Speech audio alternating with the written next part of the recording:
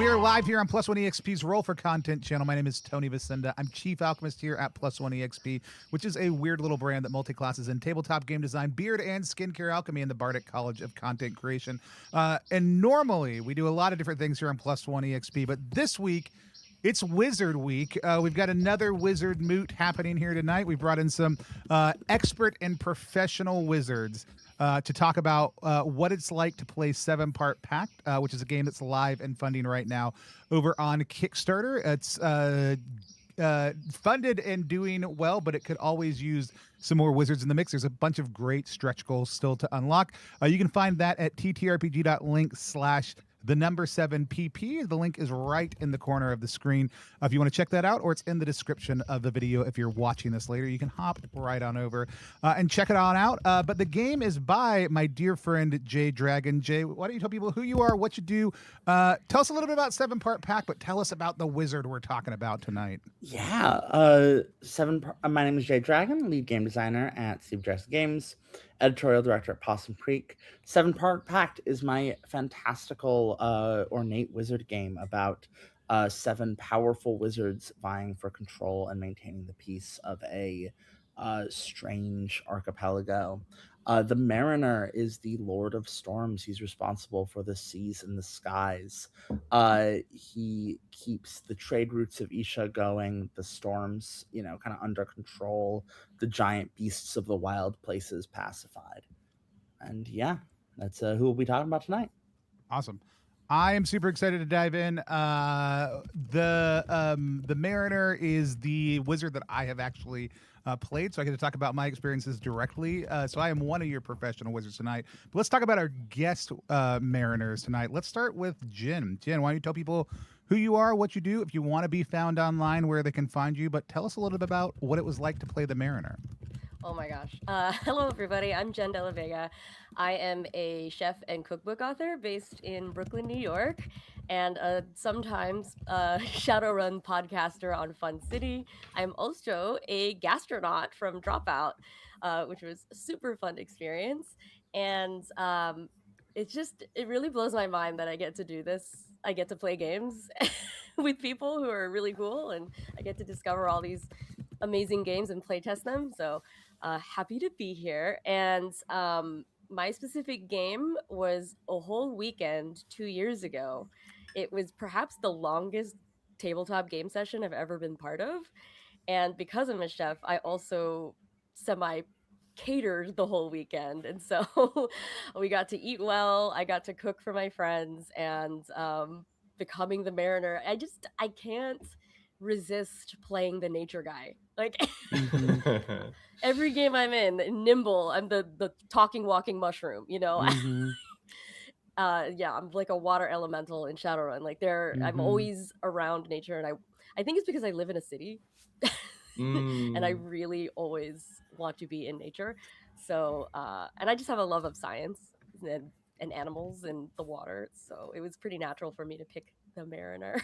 Awesome. I love it. I want to hear a little bit more about it. In just a second, I'm going to ask you to tell me about the might and trapping you want. But before we dive into that, I've already popped up the picture of the spread that you made on the screen.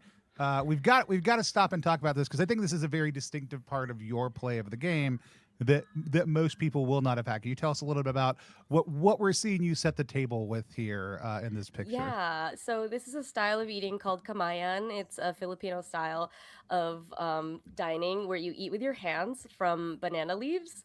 And I've always really enjoyed the history of Filipino cuisine, where there is a modern day rejection of utensils. And I thought that really connected me with the Mariner very strongly. And so it's a big bed of rice, like steaming hot jasmine rice, little longanisa sausages, pickled mango, like a lot of these tropical fruits and foods that you would find like in nature. And I just thought it was a really beautiful experience to share with my fellow wizards. Yeah. I love it. I've gotten a chance to experience it, I think 3 times. It is delicious every single time, and Yes. such a tremendous like communal experience also It is, too. yeah. So like It's very tactile as well. Yeah. Just really beautiful that you get to share that with your table and combine like the passions and the cultures that you have together, and just give everybody a moment of that also too. So super excited to hear other ways that impacted your play. But tell me a little bit about if you could have two things from the might and trappings list, one item that the mariner has or part of their look, and then one minor magic that you would want to do. What would those be? I kind of want the birds to roost upon my head. Yeah. I love that one. Just like this, I don't know. It reminds me of Pigpen from Peanuts. Like, I just want to be that dirty little kid. And then I would also really love, well, as far as humble magics go, I would really love to speak any language of the natural world, just be able to Mm-hmm. converse with the birds and like in the morning, like, hey, shut up. Be really fun. I love it. Awesome. Super excited to, like I said, dive more in with you. Zedeck, let's talk about who you are, what you do, if you want to be found online, where they can find you, and then also what it was like to play the Mariner. Hi, I'm Zedeck. Zedeck Siu. I live in a small town, Malaysia, and I'm a writer, game designer. I make adventures mostly. Yeah, and you can find me on like my name most places, but primarily on Blue Sky nowadays. Yeah, I played a playtest of Seven Pact about the same time as Jen did, I think. Yeah. But I can't remember. It's. I mean, the past is a different country, right?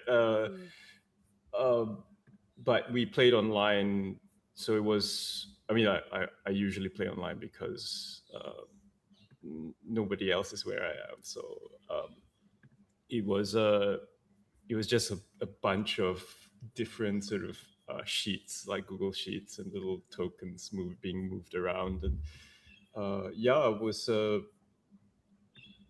I remember that we played 3 sessions, and I think I do live next to the sea, so and I remember Jay pitching the game as a kind of what's the book that book title called Earthsea? no No. Mr. Strange Strange and and Norrell. Jonathan Yes. Strange and Mr. Norrell. Yep. Yeah. So the combination of the mariner as a wizard, like as a nature wizard, and that book sort of I eventually played a sort of like Enlightenment era sort of 17th 18th century sort of toff who really didn't want to do magic. So that was fun. And because everybody else was really into being a magical freak, I was kind of like the villain of the campaign, which was new and very interesting, and like I think that was Awesome. quite a cool thing for me. Yeah. I love it. And Jay, you brought this up when we were off air, but I think it's worth mentioning. Like, there are a couple different ages of play. We've kind of touched on this. Do you want to talk about the different ages of play? Because I do think they shape how different people approach how fast they're going to get into magic. Not everybody, but I think some people. So the 3 ages of play, this came out of playtesting and kind of the tension between wanting to give experienced players a lot of knobs and levers that they could manipulate when setting up their game, and also give less experienced players kind of a little bit of a tutorializing, or just a little bit of like a sense of like getting into it slowly. So I came up with the idea of having multiple discrete ages. And so an age is basically like a starting situation, right? Kind of like setting up the conditions that are leading into play. In the core rulebook currently, there are 3 ages: Age of Awakening, Age of Dominion, and Age of Calamity. Age of Awakening is the idea that magic has not been cast in a long time. There are, the Pact is kind of falling out of favor. There are people who maybe don't practice magic or reject magic. I've played it before where, Zedeck, you've played your Mariner who hates magic.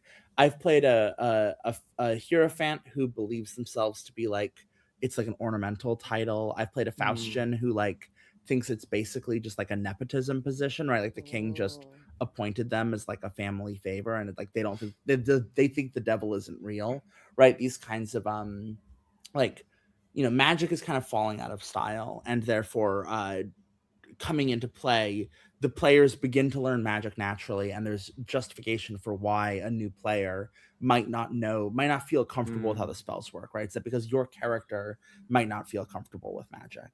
And then there's Age of Dominion, which is much more kind of like gives you a lot of knobs and levers to set up the game. It gives everyone kind of permission to make one big change before the game even starts. Like you can declare like, oh, my island is floating, or I have an army, or you know, like I'm a dragon, right? You can kind of make these big sweeping changes before you even start play. And then there's Age of Calamity, which is kind of the opposite of Age of Awakening, where if Age of Awakening is set up to be very new player friendly, Age of Calamity is set up for like everything starts at just about the worst it could be, right? Like everything is about to completely fall apart. We are starting at the worst case scenario, and then we're going to only get worse from there. And so the Age of Calamity is kind of like positioned to explode, whereas like the Age of Awakening is positioned to kind of give an easy on-ramp. Yeah, awesome. Love it. Also, thanks to 007 there for calling out. I did make an error in the title and put the Warlock in again. We'll correct that after Warlock the stream. 2! Warlock 2. We'll fix it after the stream when it's easy to do.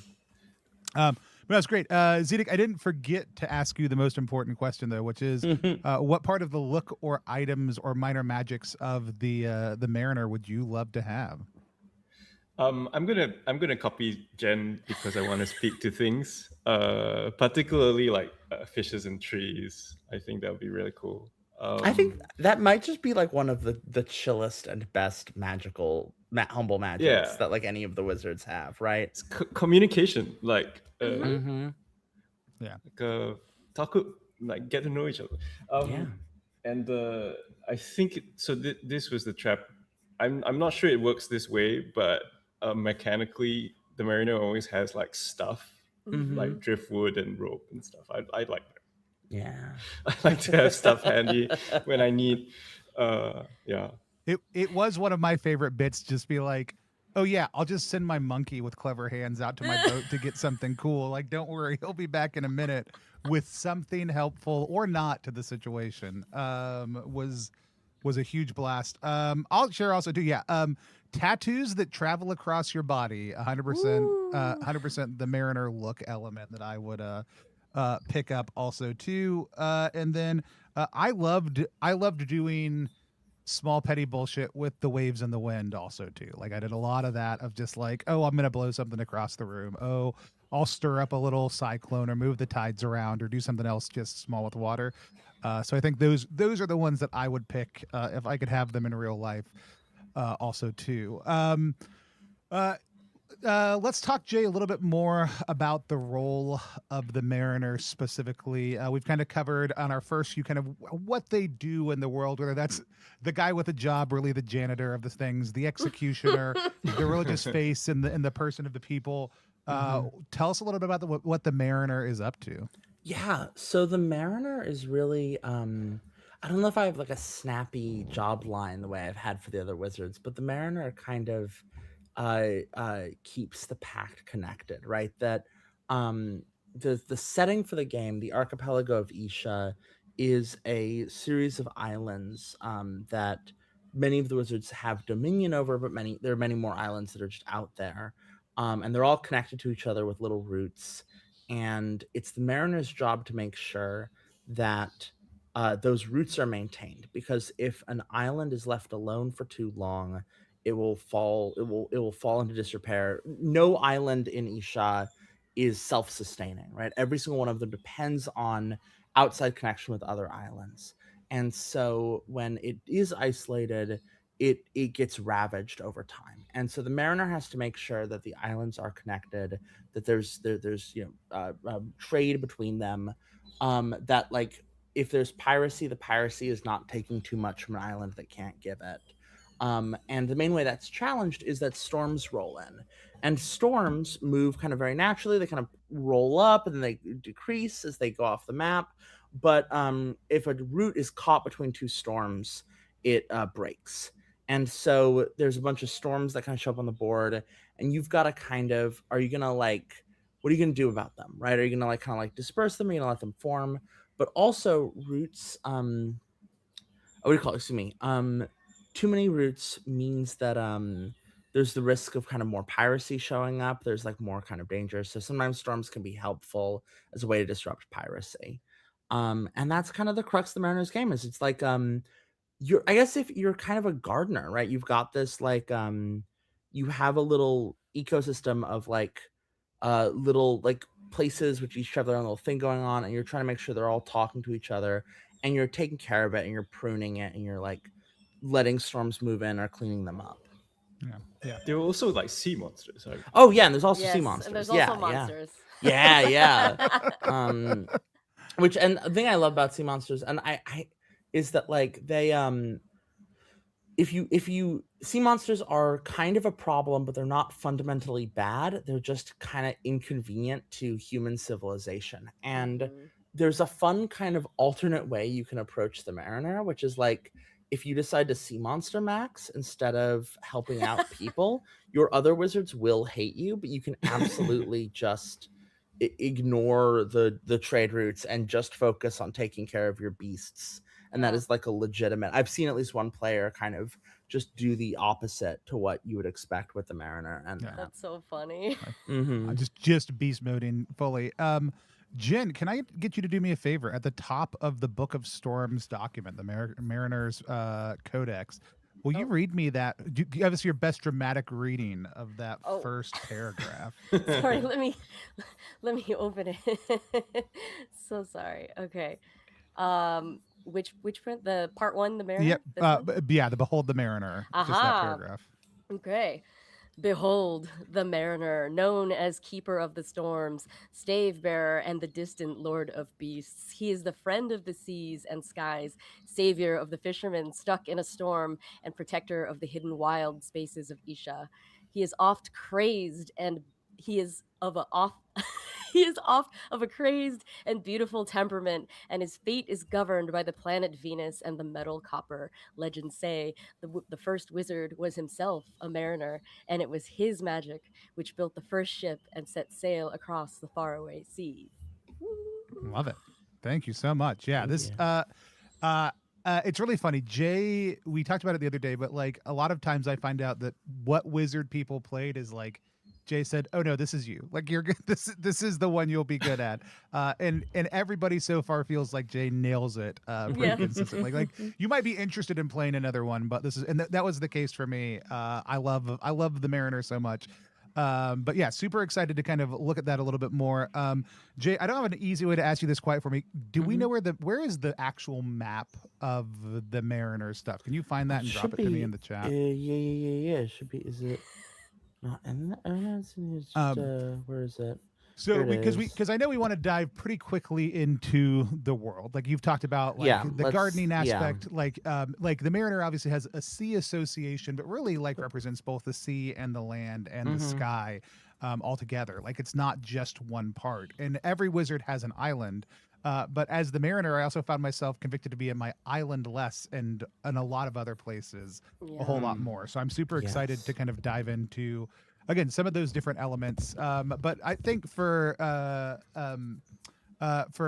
Jen, like, is there a reason you gravitated towards the Mariner initially? I mean, you talked about like loving nature, like some of those connections. Was it just the vibes, or was there anything else about it that you like really jumped out at you? I double majored in biology, and so, and I don't practice that now as a chef. So I kind of find every opportunity to sort of get back into research, and I really love reading the Latin names of animals, and that's kind of how I named my character. I like used really obscure facts about pistol shrimp to to describe who I was. Like my mariner's name was Alfiede, which is the genus of the pistol shrimp. And I had such an epic entrance, I think. It's like what is your name? And it was like, you hear a rush of bubbles from beneath the ocean. It is 218 decibels, 56 miles per Yes. hour, 12 psi. It's known as cavitation. It's the sound of a pistol shrimp. Yeah, that fucking rules. I love It it. was so fun. The name part of things is also super fun. I'll share my dumb name Mhm. choice in a minute. Zedeck, how did you land? Did you have a fun name for your wizard? How did you land on your name? How did you end up as the Mariner? I ended up as Mariner because that was the only role left in the Oh. and playtest. But I went to do it not really knowing much about the game, so like I thought, okay, ship. My partner Sharon is a huge fan of the Matter and Aubrey novels, Mhm. so my Mariner's name was just Maturin, and it was really like oh, ship captain, like Mhm.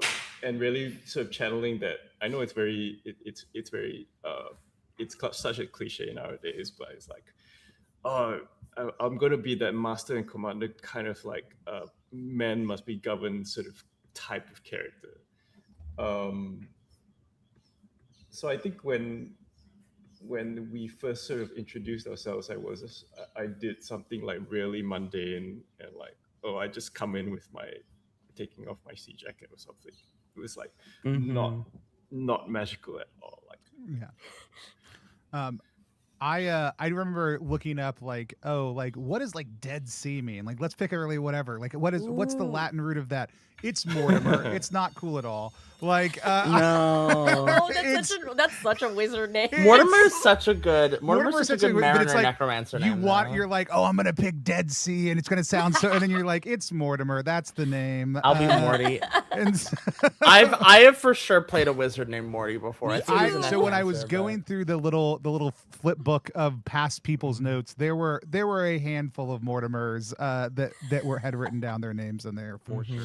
It was just really funny to be like, anytime you think like, oh, I'm gonna pick another language but make it say this cool thing, and then you're like, that doesn't actually sound cool in that language. Yeah, the problem is people have been picking Latin for 2,000 For years, so Yes, we've had plenty of time to exactly. get used to Yeah, we it. should not. So Tony, I sent you 2 maps, by the way. Yeah. The first one is the map that I've been using for my references, and is more like I made that in Google Slides, so it's really kind of blobby. The second one I sent you is the unfinished map that Connor Fawcett has been working on. So you can see actually Cool. little sneak preview here on this stream Ooh. only.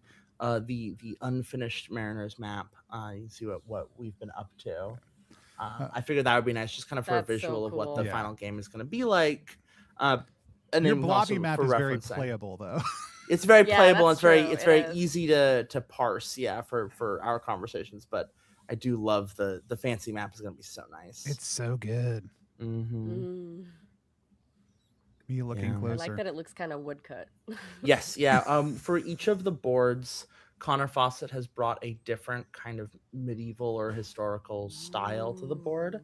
So this one's very inspired by like medieval maps, maps before longitude was developed, right? So like things are kind of out of proportion with each other and are kind of kind of like weird, and like it's more like educational than it is like trying to be accurate. Yeah.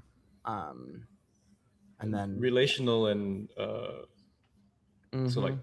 more populated places are bigger and stuff. Yes, exactly. Yeah, you can see the difference between how big Caraves is on my map and how big Caraves is on this map, which is it's the third island, kind of around the middle sea.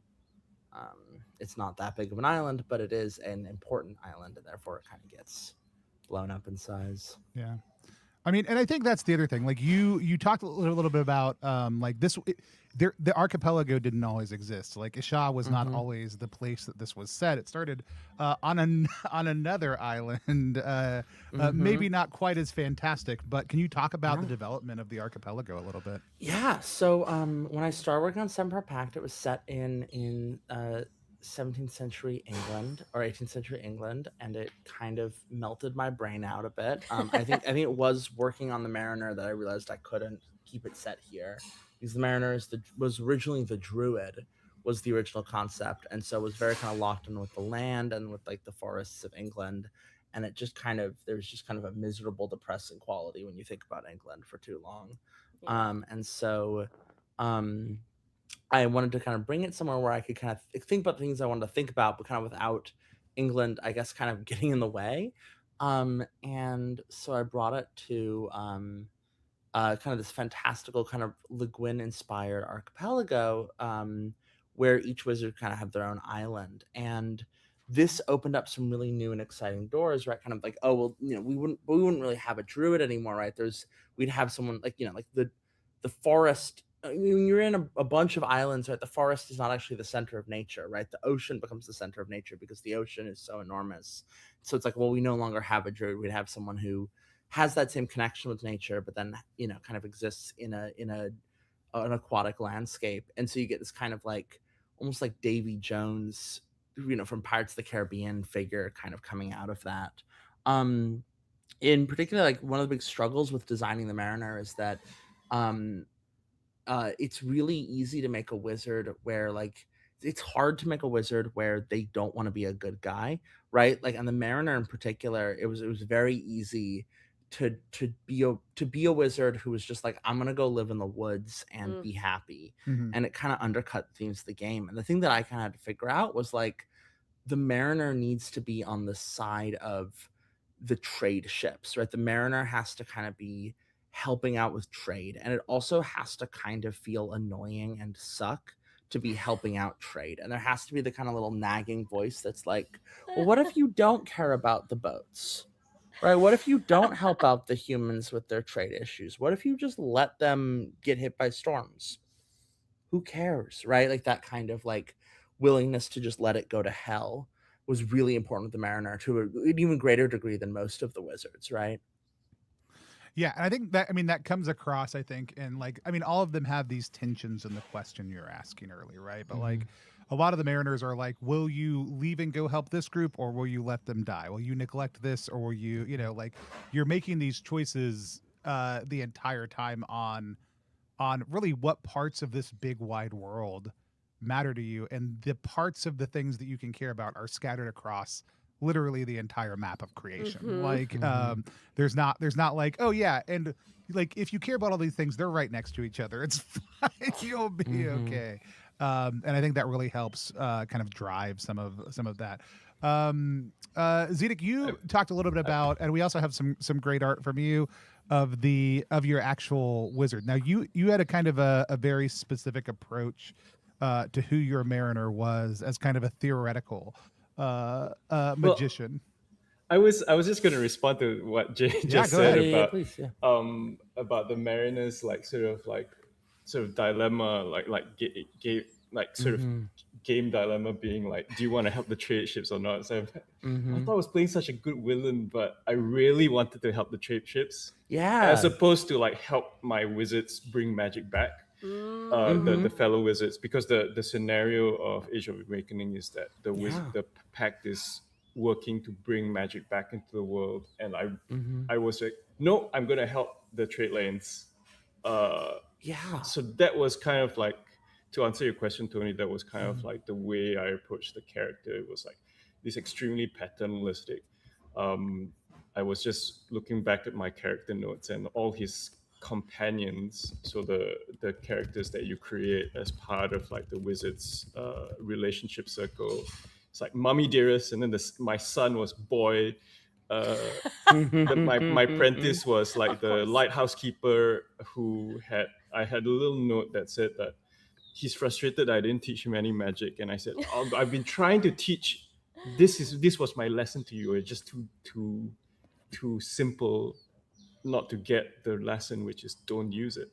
And the idea for the character was kind of a combination of this like really patriarchal ruler type character, and but paired with, so that moral complexity inside was Le Guin's thing of like, if you push rain to a certain place, somewhere else doesn't get rain, and then you mess up the whole system. And that's Yeah. the best kind of mage, is the mage who knows when not to act in the world. So there was that too. And yeah, I just drew him looking like an asshole. standing like posing for a like painting with his family who don't want to be there. Uh, yeah. Yeah, here I'll pop that up so everyone can see it because it is great. Like, yeah, tell us a little bit about who's in the picture. So there was I chose generating a mother figure and and a child. My God. good. The pelican, I think, is like the familiar that you can kind of choose to get. That's what. So the pelican also looks like an asshole, and then the artifact.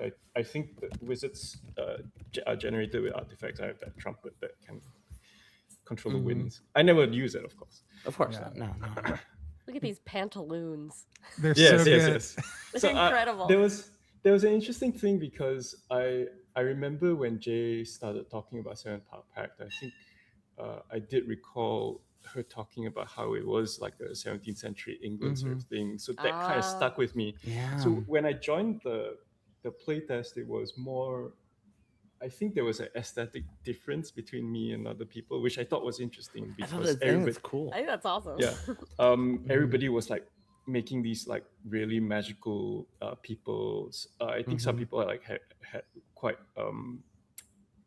ostentatious like wings and like sort of like stuff like that, and I was just like, no, this is just a normal person. He's Just a got dude. shark teeth, but he never shows it because it's like it's embarrassing.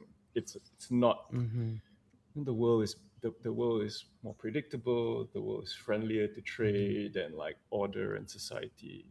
That was kind of like the way I was going. Well, that and part of the thing with the wizards, I think I love is that your wizard, like part of the reason why I kind of let people go so deep on imagining their wizards alone is that everyone's wizard can be very different from each other because like it's okay if we make 7 completely different weirdos out of time on account of like we are the 7 weirdest people in our nation, right? Yes. We're all freaks, and so it means that like no matter what approach you take, you're making someone who like is out of time a bit, who is out of place. And so I personally love the merger of aesthetics. I love it when there's like one wizard who belongs in like medieval France, and there's another wizard who like is looming down the 19th century, and like when there's another wizard who like is taking like East Asian or South Asian inspiration and all those things, right? Like I love it when it feels like one of the big challenges of designing Isha was to make a place that could both feel like it had a particular culture, but also did not marry itself to any one culture. So there was a lot of room for people to reinterpret, even as much as the text kind of gives the feeling that there's something true. It's like what that truth is varies from table to table.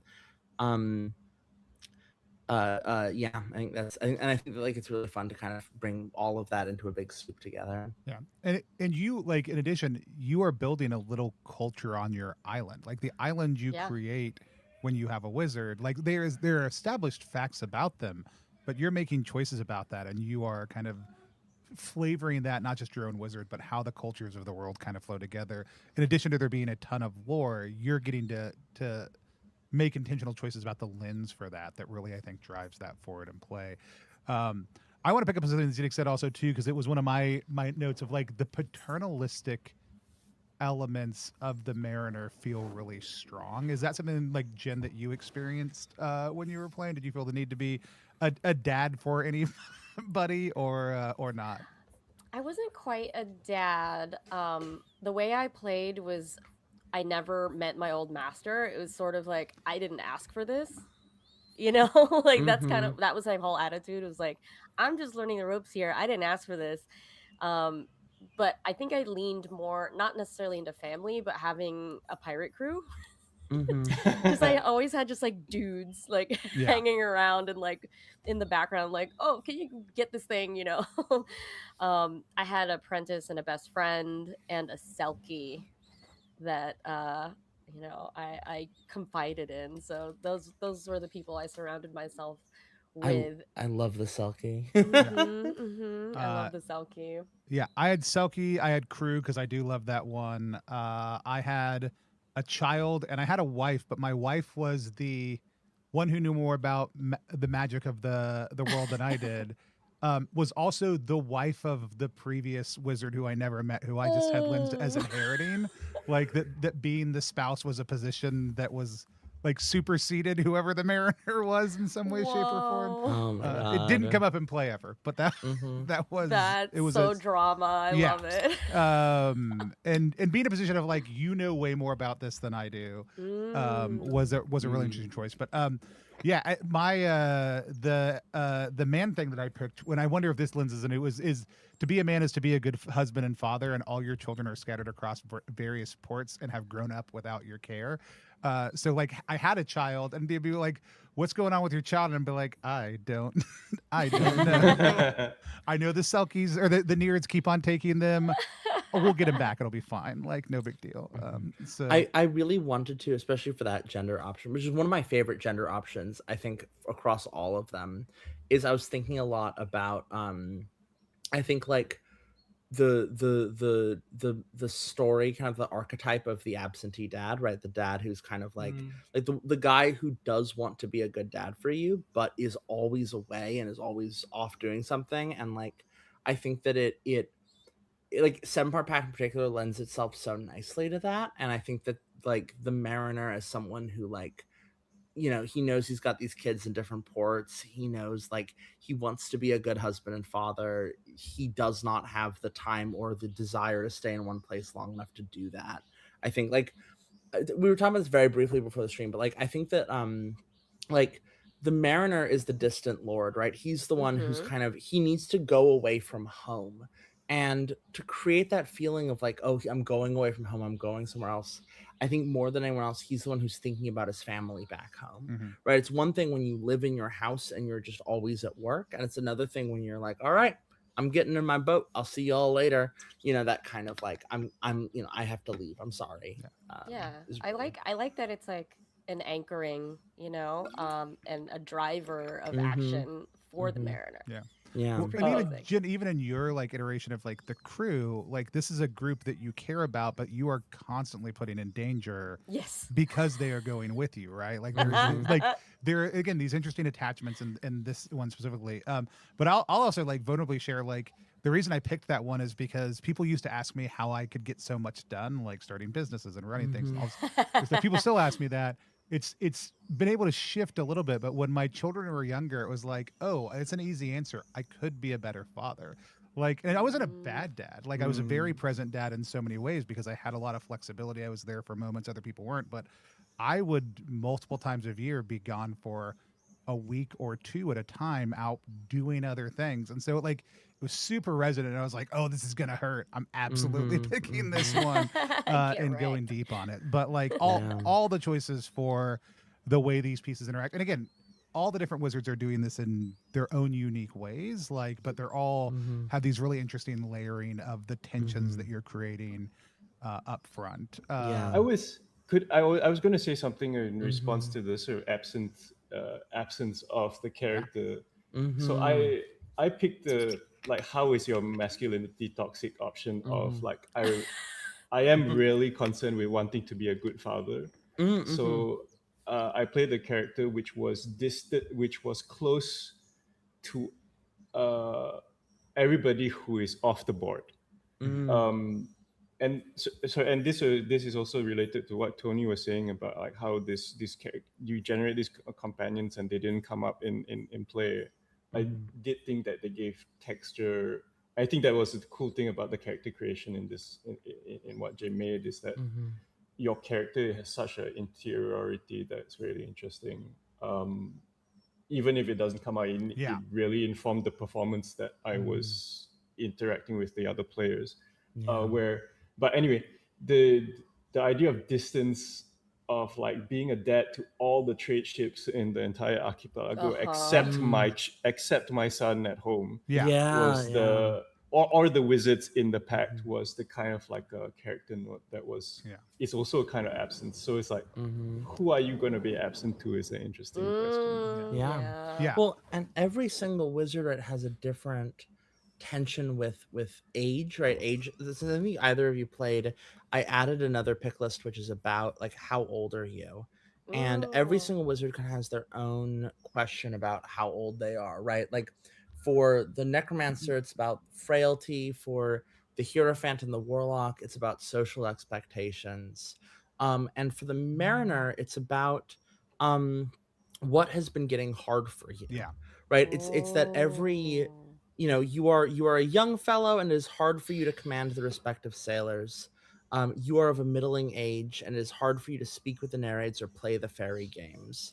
You are of a proper age, and it is hard for you to scale the ropes or man the rigging the way you could when you were young, right? And so each kind of age going further establishes that I think one of the big tensions of the mariner and his identity is that he is doing a physically taxing and dangerous thing, which he might just one day never come home from.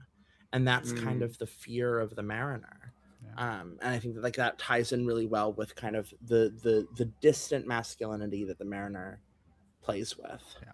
I picked someone who's basically just hitting their like who's essentially my age, right? Like I played a very personal version of the Mariner, but like and Jay knows this, and a lot of people know this, but like I in the last 2 years discovered that I used to just think my back would hurt when I was stressed, but I actually have chronic recurring sciatica. And 2 years ago, like I was in bed for 2 weeks, not knowing what had happened to me, unable to move, and unable to like know how to talk about it at that point in time, also too. And so like picking that age where I'm like my back is just starting to twinge, Back hurts. right? Like Yeah. was such a like I know I'm on the cusp of this and I can tell that something is going wrong, but I don't even know what it is yet. Like drives you in a very different way also too, because that was in play when I got to play it, and it's such a like it was such an interesting choice to be like, do I want to be physically hale and less mature and less capable, or do I want to like where do I want to take this, right? And so it's such a great list of choices also too. But I also like Zedeck, I love your decision to like not take action kind of mirrored a little bit of my own, like a lot of the time of saying like some of this is about what I don't want to have happen. And that lends in some very interesting ways in our play. Jen, how about you? Were you a very active mariner? Were you moving around? Were you casting Do you big cast a lot of spells, spells? driving things?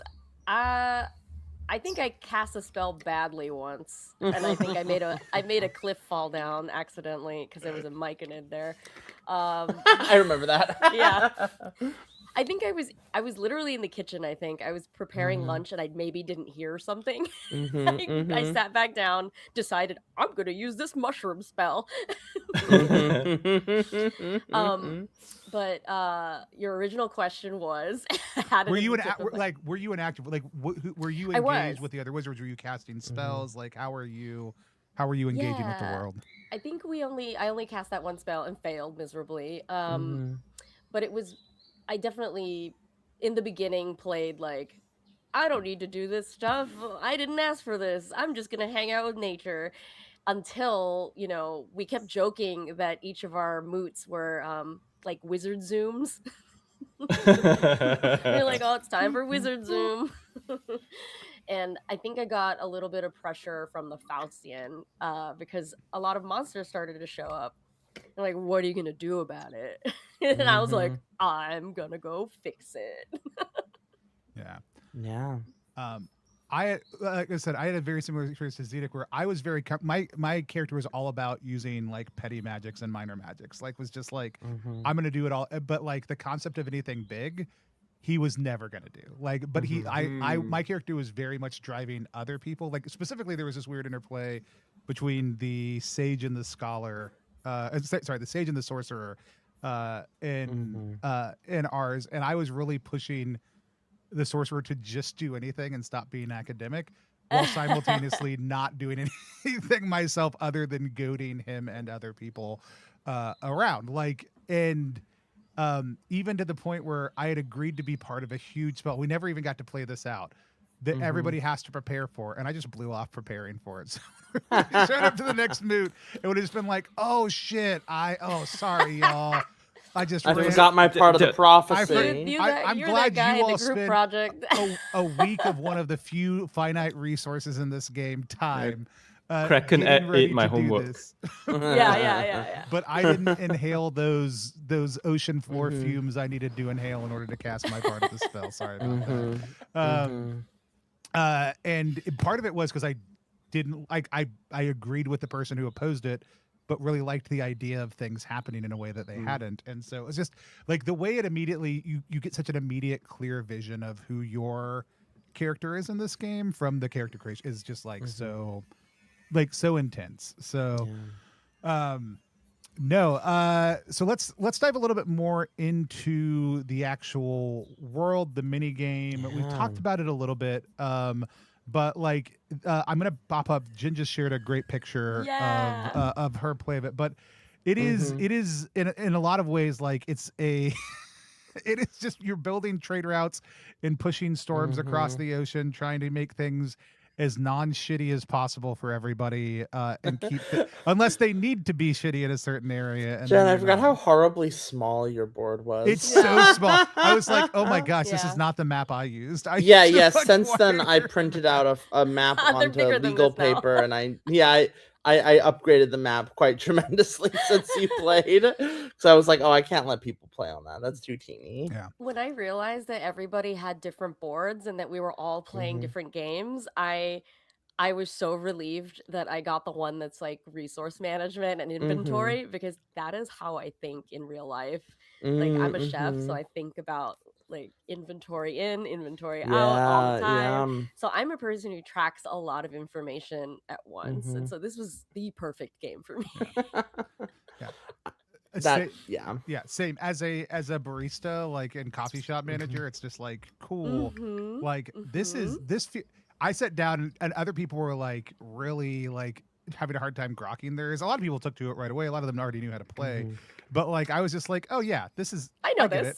This makes sense. Like, things aren't going to go perfectly, but like I can largely choose when things go bad in the Age of Awakening. Like it was going to be cool. Things will eventually get there, and I'll make choices. But it was great. But yeah, I struggled with the I'm so you have an bad. artist's brain, So yeah. it's like, I'm not doing food service. You are.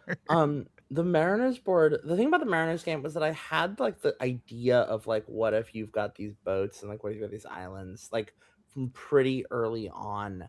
Honestly, the struggle was making it like fun and making it click together because so much of the playtesting process it was like the problem you have to strike with weather and like with simulation is that like there is no good simulation, right? Every simulation has to abstract something. But when you abstract something, you lose it. And it's so hard to like be like, well, I'm cool losing this part of how the world works, right? Like it feels bad to be like, well, I guess I'm letting go of like simulating trade, right? Or simulating resources. Like what am I willing to sacrifice to the god of abstraction to like make this enjoyable? Without like it losing kind of its thing. And then like just little like the Mariner is the game that's also most vulnerable to like small tweaks cause it to spiral out of control. And like for example, like one little thing was like so if an island has no roots adjacent to it, the island becomes ravaged. It like falls into disrepair, and if a wizard wants to do something on that island, they can't. They're blocked from doing it. So it becomes like, oh well, if you want to be taking care of this temple, Hierophant, you need to help fix the island. And that's all fine. But the problem was that I was making it so that islands would get ravaged at the start of the month. And so what would happen is that roots would get blown up by random things, and then the island would become ravaged, and the Mariner would have to spend his time fixing up the island. And then by the time he'd done that, he hadn't had any time to prepare for the next island that gets ravaged. And so it would cascade really horribly. And it was just the small tweak of saying, well, now islands get ravaged at the end of the month. So if an island is screwed, you have a whole month to fix it, like to get it even one boat connected to it, and it'll be fine. So just like, unless something terrible happens mid-month, you'll be okay. And that small change was so crucial. Like the Mariner was one that was the most like little tiny tweaks like that made the difference between a really enjoyable game and a really miserable game. Yeah. And it's just, that kind of design process of just like really tiny tweaks to make it enjoyable. Yeah.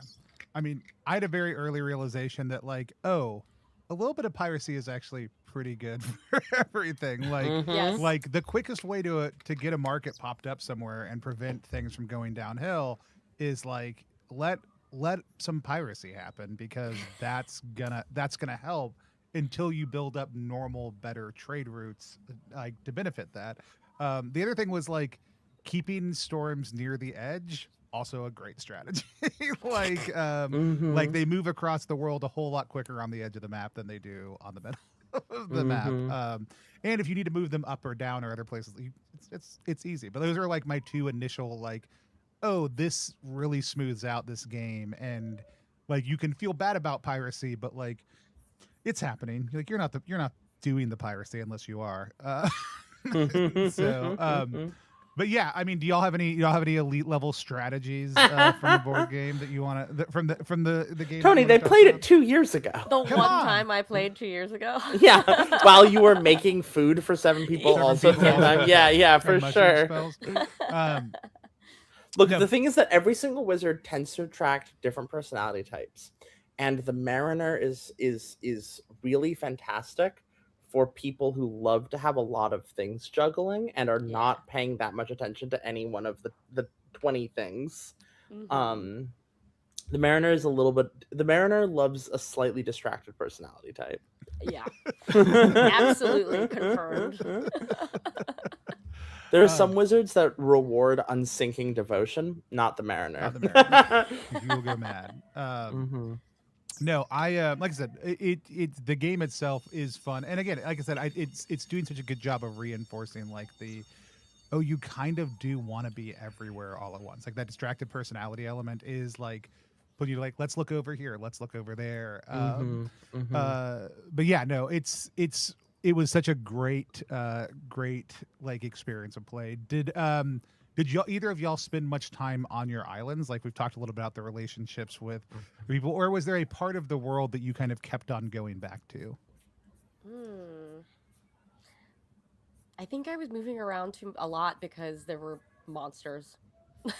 As soon as a griffin showed up, a sphinx showed up, so that was kind of taking up a lot of my time.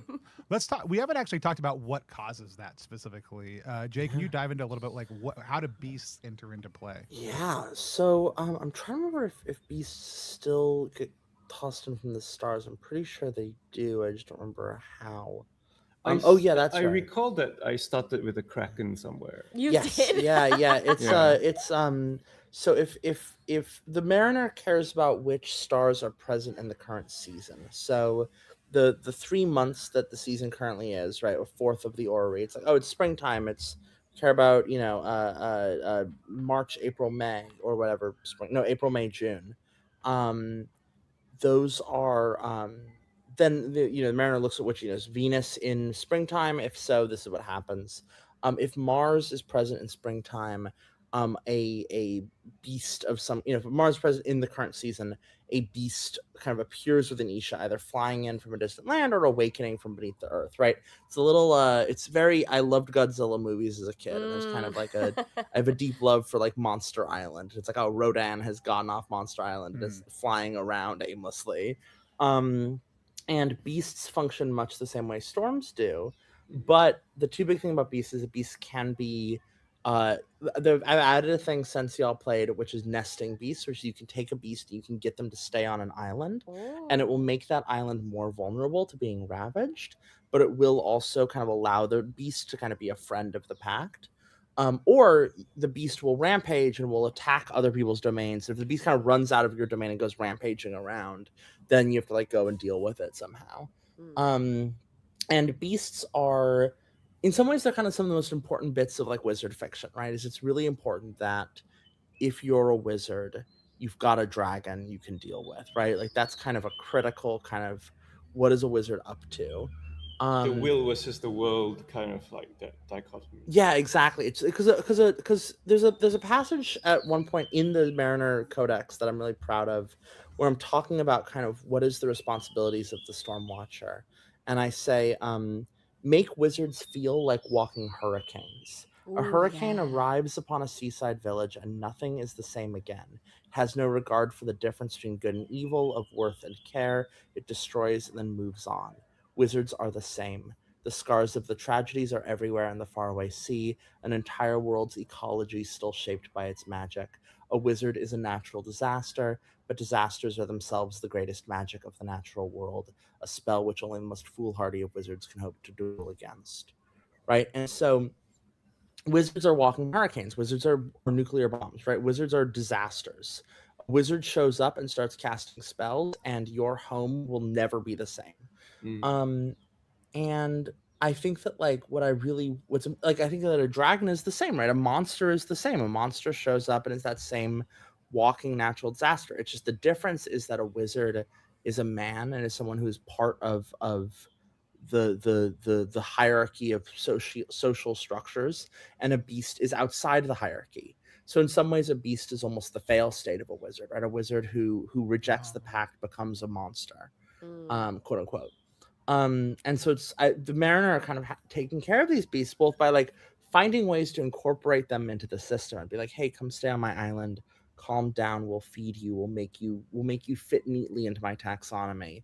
But then also the risk of the beast kind of breaking out and causing these problems, I think, means that beasts kind of serve a very important role kind of in the mariner's board, and also kind of the mariner as a being. I love it when a dragon shows up. I love it. Get a I love it dragon. when there's some monster to fight Yeah. or So- befriend.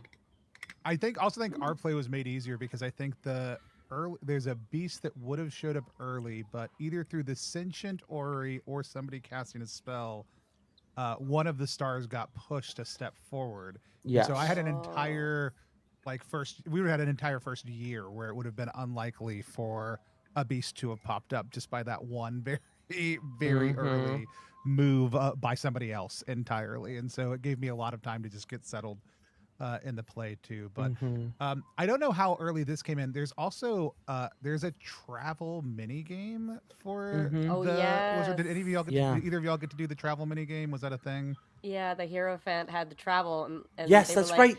"How do I travel?" And then you told me, Jay, we're like, "Flip to this thing," and I was like, "What?" And I don't think I can ever witness that moment again, realizing that each of us had another mini game that we needed from each other. Like that really blew my mind, Jay. Like I don't think I've ever Yeah. experienced something like that Yeah. in a game at all. Like Thank it you. was Yeah, such a yeah. surprise. I mean, I think I love the feeling of like you're like 'cause I want everyone to feel like a GM in a lot of ways, right? And part of Yes. feeling like a GM is that you know about some rules that none of the other players know, right? And so it makes sense that you're like, hey, like you've got this thing, but also like we're all kind of inexperienced GMs, and so you don't know what's at the back of your book, Yeah. right? And so it gets to kind of be a surprise for you too. I really like the travel mini game. Travel mini game is a little bit of a darling. It's maybe one of those like I could kill or I could simplify or I could, it doesn't come up in most games. Like I'd say like in I've seen it come up maybe once every 10 playtests. But I think it's important that you can do it, right? Like I think it's important that you can say to yourself, well, I could go and travel this other place, even if it's inconvenient for me. I could. Um and so that was kind of the thinking Yeah. there. Could I say something real quick Yes, about yeah. the way so the rules are basically split up between all the Yes. players. Yes, Yeah. yes. And as somebody who has very little capacity nowadays, because to play, like, I can't play a lot of games because the crunch is just so heavy. I really I really appreciate that. And in design wise, it's an interesting way to approach the GMless game, whereas like there's kind of with a lot of GMless games, there's a kind of amorphous sort of like, okay, you kind of everybody now needs to know most aspects of the game, whereas like this one is like, okay, travel and beasts is the mariner, like certain aspects of character is, I think, one of the other, I can't remember which one it was, Yeah. but everybody has a role. So I felt really comfortable. Okay, I can go in playing, not knowing the game, not knowing Yeah. the game because I just need to know this one or two things. Yeah. So that was really Yeah. cool. Yeah. Yeah. There's a thing that I used to love about LARPing that is really Seven Power Practice kind of me trying to get back at that, which is you'd go to a LARP with like 100 people and you'd be in your plot line the whole time and you'd be having a blast. And then at the end of it, you'd go up to someone and you had your game. You're like, my game was cool. You go up to someone and you're like, hey, what was your game about? And they were like, oh, we were hunting for the crab god in the woods. And you're like, there was a crab god. And they were like, yeah, you didn't see it? It was like on stilts and you had a bunch of arms. And you're like, no, I did not see that. Like you and I had completely different game experiences. Yeah. And like, I think that that's really hard in a tabletop RPG because we're all at the same table. Mhm. And so the Seven Part Pack kind of gets at that a bit where it's like, well, you can have kind of your own game experiences, right? You can, there's, and like the fact that like, hey, we don't all need to know everything about the game. You don't need to know the game back to front in order to play. In fact, you probably shouldn't. I think the game's more fun Yeah. if you go in not knowing most of how the game works.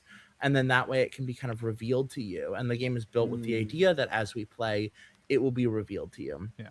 Which I think is really important for also if I'm just like people who are less experienced in play or are less confident in kind of keeping track of all the crunch. Like I think it's there's I find a thing that I find frustrating in a lot of story games, the expectation of like we've all kind of learned all of this and we're all going in kind of with all of this downloaded already. Yeah. And it's really nice to be able to say like, okay, I know my little corner, and if there's something I don't know, I can trust all of you to fill me in. Yeah. Yeah.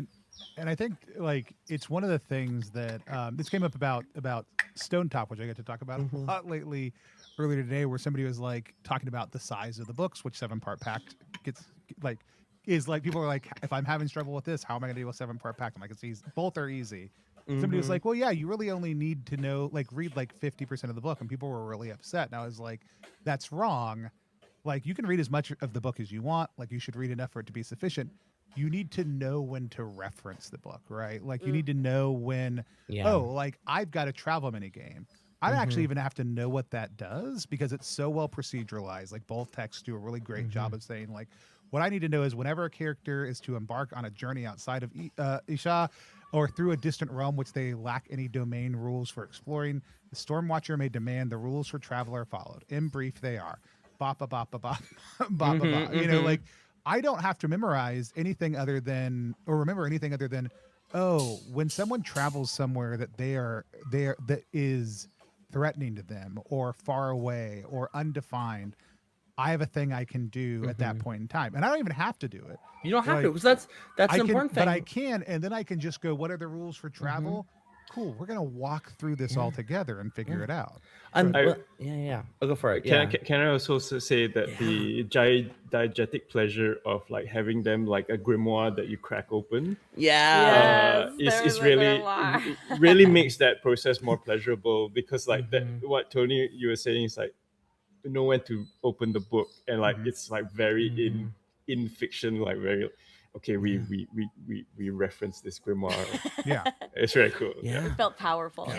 Yeah. we're gonna roll die. We're gonna consult the stars. We're gonna bring in different like we are doing the magic, right? Like, and yeah, that's diegetically like I the mariner who had a shitty mariner handed down to me can know nothing and be fine just cracking that book open and being like, yeah, let's figure it out together. And guess what? Unless the other person's played a mariner, like they don't know. Well, the reason why, Tony, you pointed out, the rules for travel are optional. It says the Stormwatcher may demand. The reason why it's that way is so that the game is forgiving if you forget. If you forget about the rules for travel and you decide to handle it a different way, or you just don't want to and you want to handle them a different way, and you just do that, the game doesn't mind, right? The game kind of rebounds totally fine. It's just that you may demand these rules are followed, which like adds kind of this interesting mini game. But if you don't demand it, then the like it will be okay, right?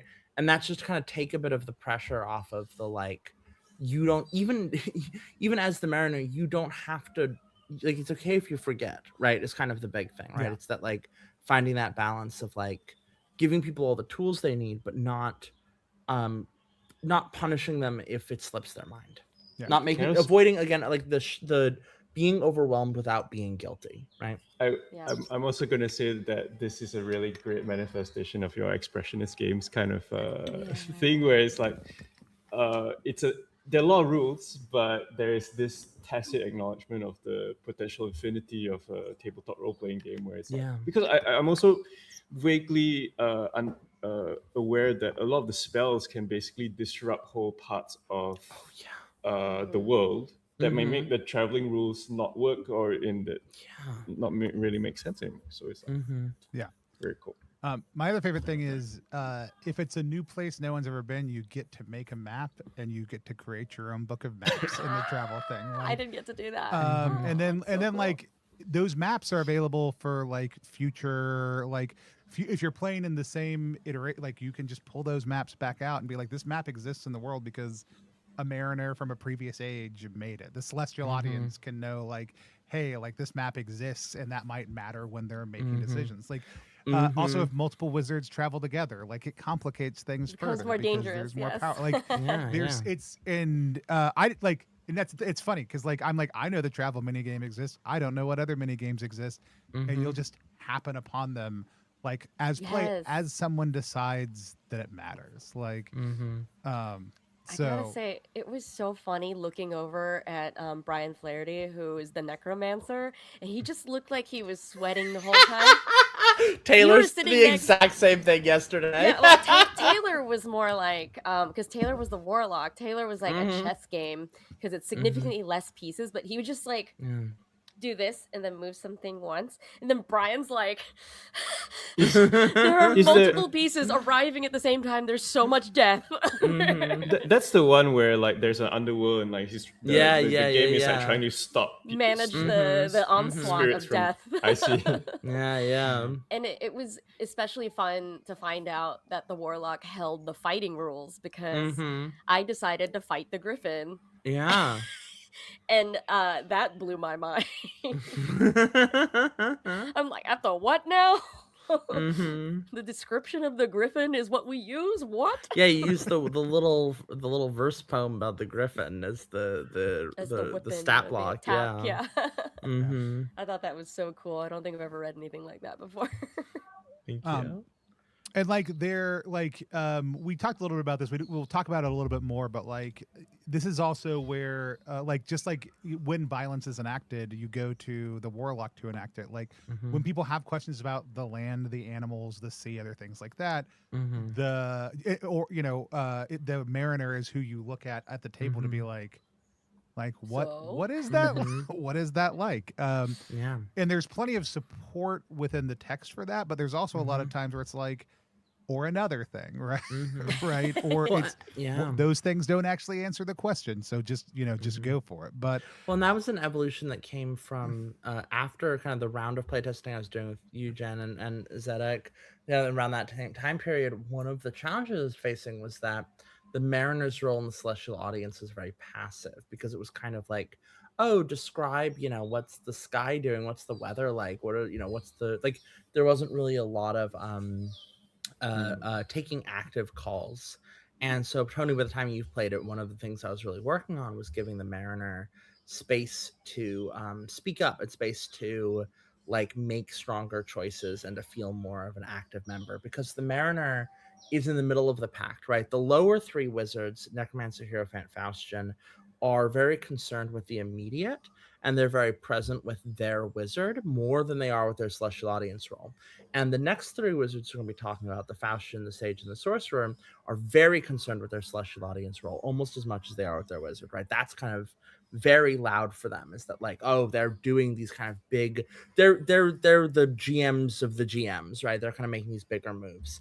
And so the mariner is kind of in this interesting little middle spot, right? Where the mariner has like a strong character, but also the mariner kind of like is in a position in the world that's almost like, if every celestial audience role is a GM type, the mariner is almost a little bit of the passive GM, right? The kind of person who's just like, well, let me tell you about the lore of this place, and then you're kind of in it and you're wandering around and do what you will with do what you will with it. Yeah, exactly. It's like, I'm not gonna tell you, I'm not gonna I'm not gonna, put a plot line in front of you. I'm just Paint gonna the put scene. you in How a do you know that? exactly. I'm just gonna put you in some woods, and you're Yeah. gonna be in the woods, and we'll see what happens. So the Mariner is the sandbox GM. Yeah. Love. Love. It's about kind of giving the Mariner the permission to be empowered with that. Yeah. Yeah, no. No, it was interesting, like you said at the table. And like even like we haven't talked about this explicitly, but like there's an arrangement at the table that is standard, right? And the Mariner sits at like typically one end of that in the middle of those two groups. Like you literally are kind of this bouncing point. Yeah. There's a lot going on that is like so integral to how the play of the game happens that I can't wait for people to actually get it in their hands and like see all like even yesterday somebody asked like the ordering of everything on the stream, and you were like, well, obviously it's because of like this art, all these arcane reasons, but also very, very practically. I want to just take a little bit of time. If anybody has any questions in the chat, now is a great time to throw them out. Also, if y'all have questions, Jenn, Zedeck, for Jay about what it was like to play the Mariner, or have a certain part of the Mariner's experience that you really want to talk about, now's a great time to bring them up also. I'm curious to know, like, actually for Tony and Jen, like, how did your games end? Was there like a climax point or like? I'll go very quickly with exhaustion. We were playing a local group with a Sure. game of Mouse Ritter is how ours ended. We played 3 sessions, had a great time. We're I think keying up to some bigger things, and then like everybody had a whole bunch of like real complex life stuff happening for 3 weeks. And when we came back, Jay was like, "I could just use a real strong break," so we played Mouse Ritter. It was in the midst of play testing a bunch of other stuff. Like I was doing 4 play tests of 7 per Pact a week, and that was not a gosh. sustainable rate. Yeah. That was I No. burnt myself. And as local good friends, we were just like, yeah, so maybe we don't have to to be one more game, right? Oh my gosh. And so so that was really like it. So we played some Mouse Ritter for a couple sessions.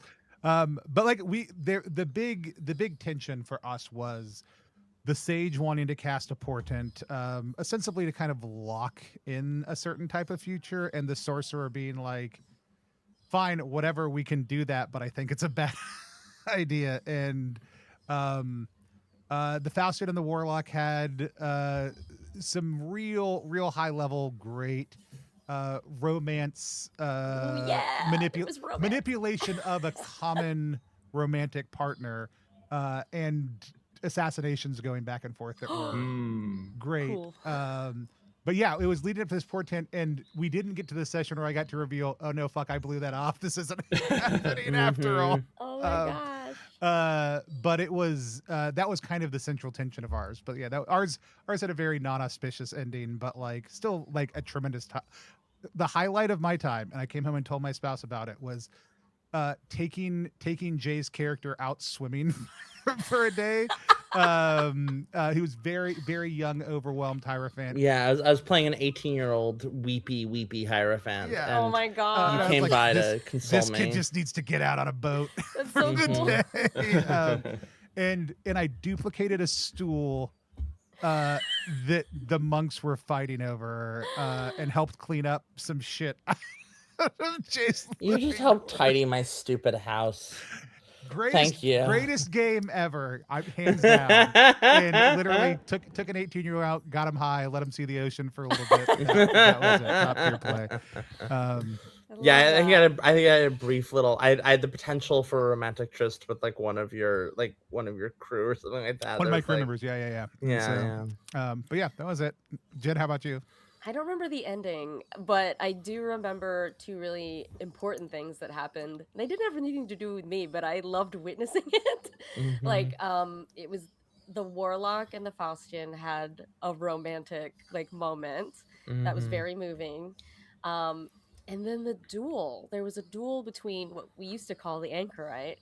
Yeah, and the the sage. sage, Yeah. and the Faustian. It was so powerful, and I think that was maybe the last day. Yeah. And Yeah, I don't think that was the remember, last Jay, thing what we happened did. at the So end. I was actually not playing myself. I was playing the devil in that scene. Oh. Oh, right. Yeah, I yeah, I forgot. was Yes, standing for the devil. yes. I remember No, Brian. you're good. Brian was my yeah. griffin. Yes, yeah. Because you gotta have someone else stand in for you. That's right. And so I the forgot devil. exactly who it Yeah, was, but I was the devil and the Faustian, and the Faustian and I had a duel because the Faustian decided to pursue apotheosis, and that's right. the third step of apotheosis is you must defeat the devil in a duel, and then the fourth step you must go forth and find sacred guardians of things, and then come back and burn your house down and eat yourself. And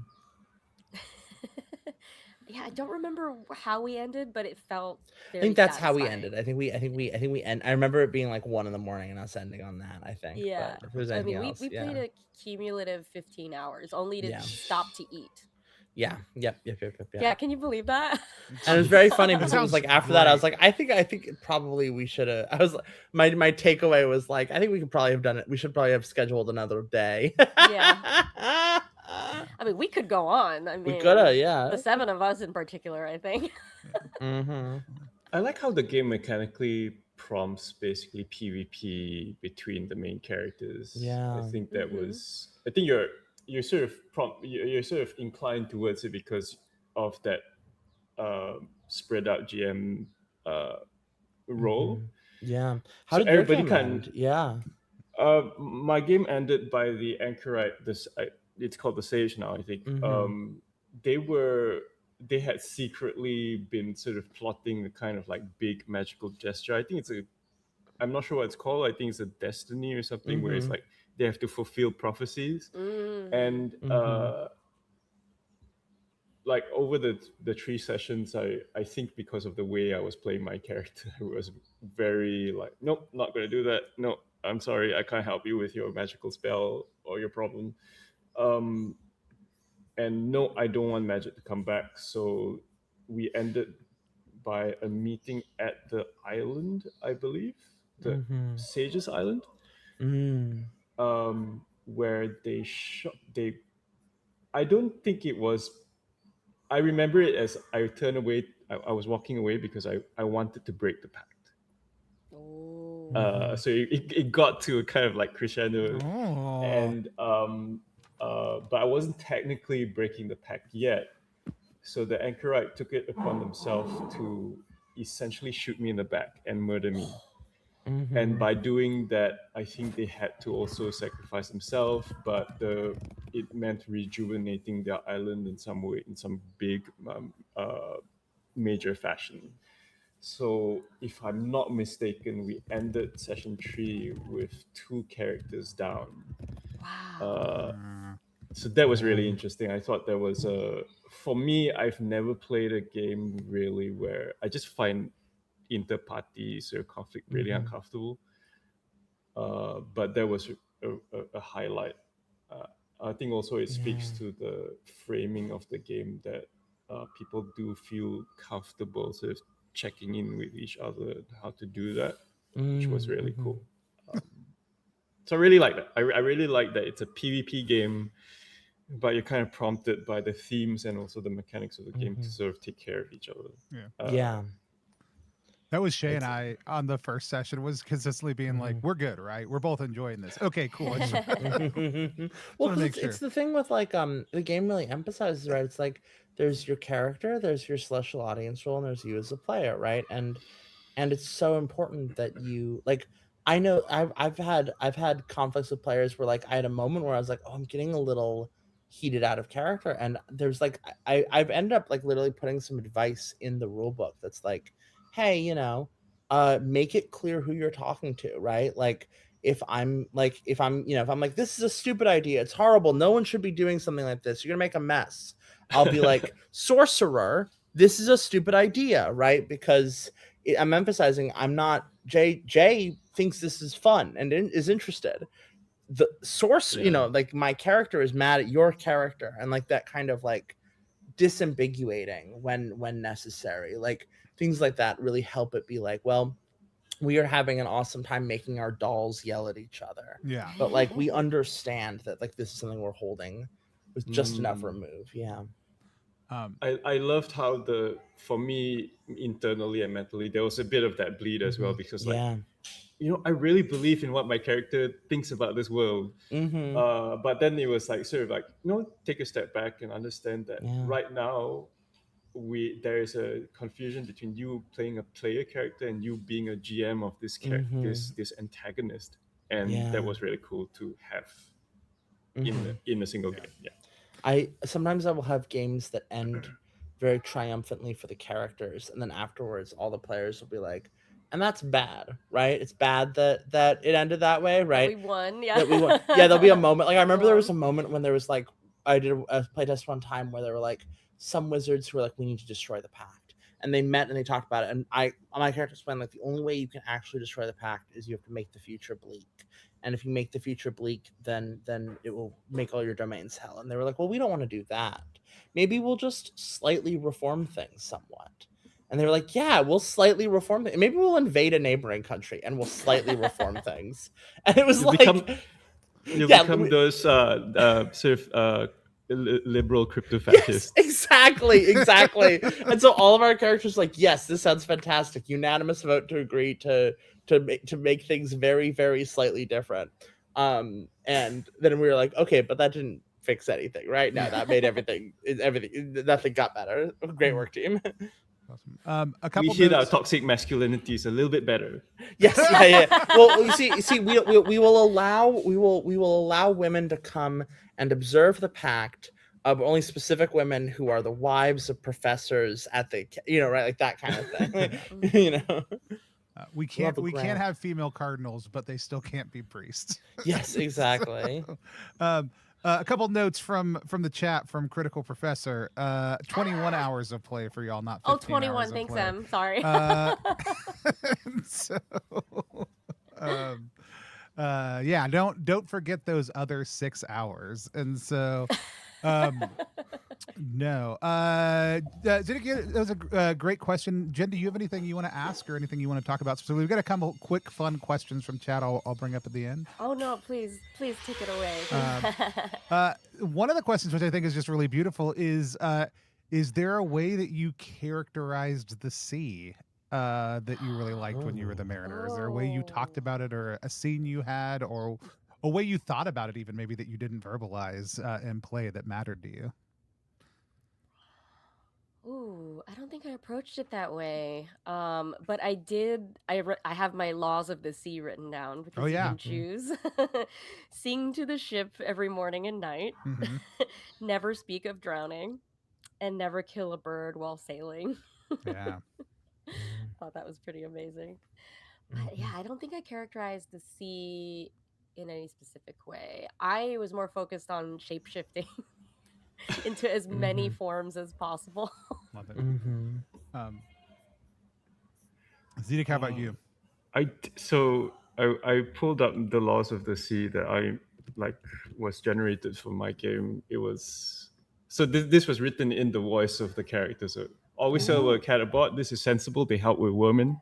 Never kill a bird while sailing. Also sensible. They indicate the temperament of nearby land masses. So that was the temperament of the sea. I guess that in answer to the question was utterly in a sort of like Enlightenment scientific sort of tone. Yeah.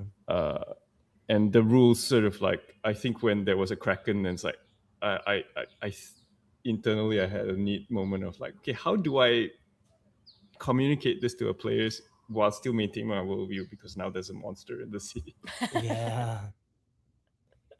I'm trying to hear. I think always sing to the ship early morning and each night so she'll keep steady was one of mine.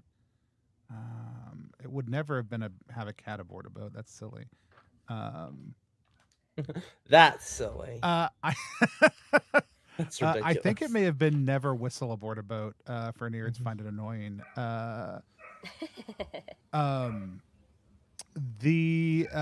No, I also will say I was for a game we just had come out called, or that's coming out for Gen Con called Dreadnoughts.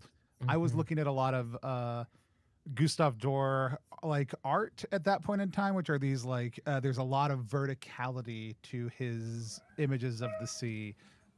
So a lot of ships tilting on the edge of a wave, like absolutely gorgeous artwork. And we were in the middle of uh, basically chopping up a lot of his art for use in the game because there's just some absolutely tremendous supernatural elements to it also too that I think was channeling a lot of the descriptions I would have. I think this also was reinforced by, for whatever reason, the stars determined that there were like three storms on the orrery when we started. So our first Ooh. wizard moots couldn't even be in there, and like I was slowly working on getting them all out. It was like, when are Mm-hmm. we able to go meet in our normal meeting place? We need to have our Zoom. Yeah, We're gonna have- and so like there was this, like it got flooded, some like how there was a researcher on top of it that the sorcerer was using. So there was a lot of like the ocean meeting the sky, like I would think is also a big characteristic of the Ooh. way that the Mm. play of the water in ours was, but mainly because of those factors Mhm. specifically. Um, Somebody referred to, maybe you put this on the Kickstarter page. It reminds me of Ars Magica downtime, but interesting. Is how they described listening to us talk about it. And then, did anybody end up going anywhere outside of Isha and their games? Was there any cool lore revealed about anywhere else in the world? Um, Jen, I remember that when Connie traveled in our game as the Yeah, the Hierophant, Hierophant. when Yeah, they I went don't to the remember the new lore though. the thing I remember is that when they went to the Drudge Lands, which is the lands to the west of the Drudge Lands, where the people there have been cursed to never die. Oh. And it's framed as like the kind of joke of the Drudge Lands for me is that they're framed as like the evil zombie empire, but like they're not that at all. They are like broadly uninterested in external affairs. They are like, their main concern is like apathy. They have like one of the most democratic structures in the setting. um One of the things we established, because they came up from very early on, I think like there was like some really interesting stuff that kind of led them to show up really early. But part of what that was the we established that in the Drudge Lands, characters will the people there dress very ephemerally. They wear like insect wings and pieces of paper and Ah, leaves, that's and they were like, right. I just have this very strong memory of like Connie's character falling in love with like, That's I right. think the sage's daughter in like a carnivorous plant arboreum in the Drudge Lands, and I was like, and then like they like ended up like kissing and on the ground. It was very sweet. Ah, yeah, I remember Um, that. yeah, that Okay. was like one of the most striking. Like I struggled because I made the call to take most of the information about the faraway places out of the core game because uh I didn't have the brain power to kind of like make sure that it all like was up to snuff while also kind of dealing with everything else. And so I'm like, this will go in expansions, but I couldn't take it out entirely, and part of that was like that scene in our game and Yeah. being like, oh I I love the way it's currently incarnated. Like there's just a little bit man. you as the mariner, like it's an area where you get to, and I actually remembered why Celestial Audience and GM stuff kept on coming up for me. It's because our sorcerer was casting a spell to locate the bones of the last wizard king, and that was Yeah. going to be underground or underwater. So it kept on Oh, having to Mhm. wow. answer questions about it, and some of them were, no one traveled there, but we did have a faraway place that came up in ours, and it was a city that was upside down. Is the only thing that I remember Wow. about it, and so it's yeah, I was trying to remember why I kept on getting asked questions. It was because somebody Mhm. kept on poking around underwater and underground, and so excellent. This has been great. I've had an absolute blast chatting with you all about it. Jay, do you have any final thoughts or anything you want to read at the end? No, it is Ooh. 10:30 That's fine. p.m. You also Eastern read a thing time. in the middle, so but I wanted to make sure you had the chance. I appreciate it. Jen, if folks want to find you or your work online, what's the best place to do that? Yeah, you can find me on Instagram at Randwitches, or my website is randwitch.es. You can listen to Fun City at funcity.ventures. Um, Everything is all connected on my Instagram if you want to check that out. There's a big link tree.